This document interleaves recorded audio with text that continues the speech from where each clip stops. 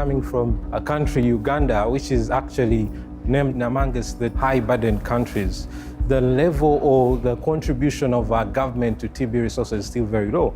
TB is still a big problem, especially in Latin America, and we feel our region is left behind.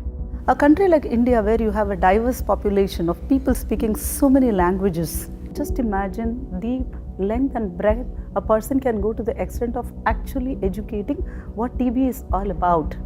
Back in my country, in the Philippines, the only way for us to change what is happening is to empower the community, because they're the ones who can really change the minds of general public who still doesn't know about TB. In countries like Tajikistan, the availability of medicines are not a problem, but the issue remains the same simply because of lack of knowledge. Considering the amount of people TB kills, I think it's important we refocus on increasing investment on TB, because TB anywhere is TB everywhere.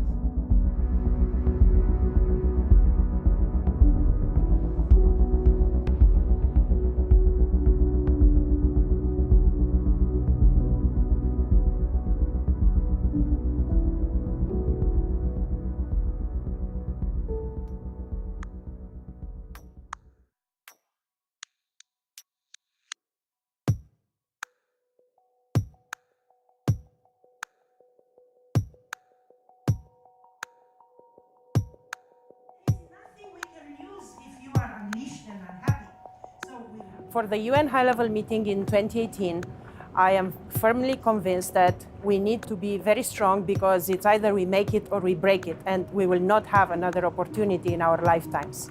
The high-level meeting provides a very unique opportunity for every country to actually renew their commitment, dedicate domestic resources to end TB in their respective countries. It's very important in the country level in terms of the policy making, in terms of the budgeting, in terms of the strategy of the country to end of the TB epidemic in the country level.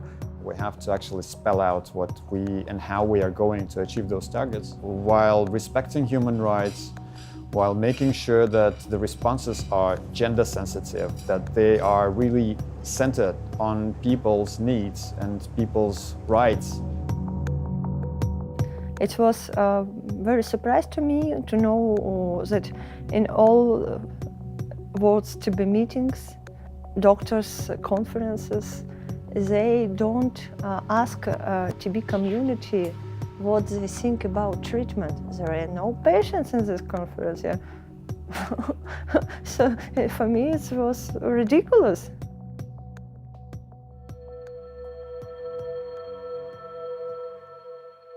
We all have a role to play within controlling TB, right from infection control, as communities, as civil society organizations, as government, and as different NGOs. We need to come together in the fight against TB.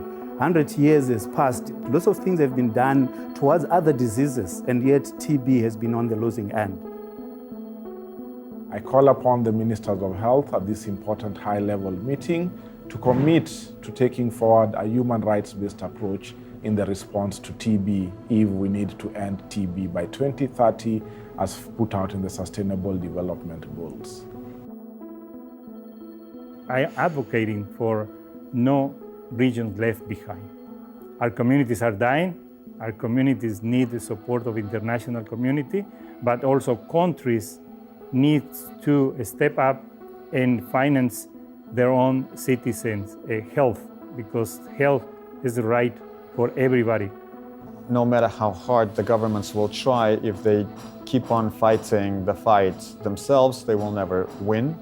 So the only way to end tuberculosis is to actually do it together with civil society, with the communities of people affected by the disease. You can stop it. It's not that we have no treatment. It's not so difficult to stop it if we will be common to try to stop it. And if everyone thinking that he may do something that stop disease, he does it. Not only for patient community, but and country as itself. And I think we can do it.